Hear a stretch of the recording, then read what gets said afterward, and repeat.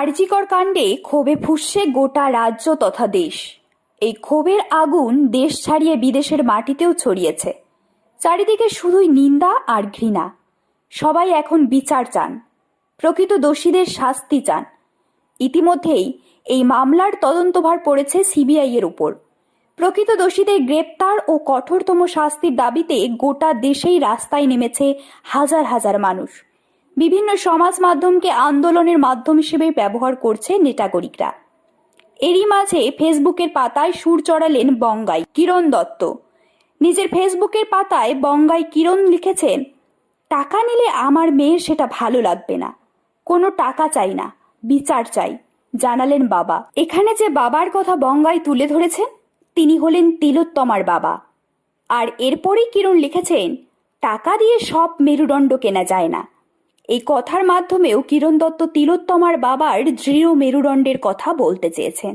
পরে কমেন্ট বক্সে গিয়ে বঙ্গাই কিরণ দত্ত ফের লিখেছেন, অপরাধীকে ধরে দিক, সঠিক বিচার হোক, আমি 10 লাখ দিতে রাজি, টাকার পাওয়ারটা ঠিক কাজে লাগান, অপরাধী খুঁজতে লাগান। বঙ্গাই কিরণ দত্তের এই পোস্ট ঘিরে শোরগোল পড়ে গিয়েছে নেট মাধ্যমে। কমেন্ট বক্সের মন্তব্যটি কিরণ কাকে উদ্দেশ্য করে বলেছেন তার বলার অপেক্ষা রাখে না। সেটা কম বেশি সব নেটিজেনই বুঝতে পেরেছেন। নেট পাড়ার বেশিরভাগ লোকজনই তাই কিরণের এই সাহসী মন্তব্যের প্রশংসা করেছেন। একজন লিখেছেন, একজন বাবার কাছে তার মেয়ের জীবনের দাম পুরো দুনিয়ার টাকা দিয়েও মেটাতে পারবে না। কারোর মন্তব্য, আমার মনের কথাটা আপনি বলে দিলেন। বঙ্গাইয়ের এই পোস্টে যেন কমেন্টের হিড়িক পড়ে গিয়েছে।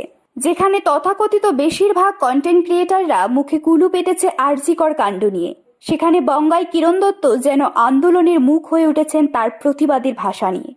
কিরণ দত্তের এই সাহসী পোস্টকে কুর্নিশ জানিয়েছে সমাজের প্রতিটি স্তর।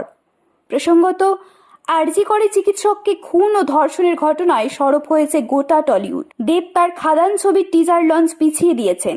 শিবপ্রসাদ নন্দিতাও বহুরূপী ছবির টিজার লঞ্চ পিছিয়ে দেন। 70তম জাতীয় পুরস্কার পাওয়া কাবেরী অন্তর্ধান ছবির পরিচালক কৌশিক গঙ্গোপাধ্যায় ও শ্রাবন্তী চট্টোপাধ্যায়রা পুরস্কারের জন্য কোনো সেলিব্রেশন করবেন না বলে জানিয়েছেন। অপরাজিত ছবির জন্য সেরা মেকআপ শিল্পী হিসেবে জাতীয় পুরস্কার পাওয়া সোমনাথ কুণ্ডু নিজের পুরস্কার আরজিকরের মৃত চিকিৎসককে উৎসর্গ করেছেন।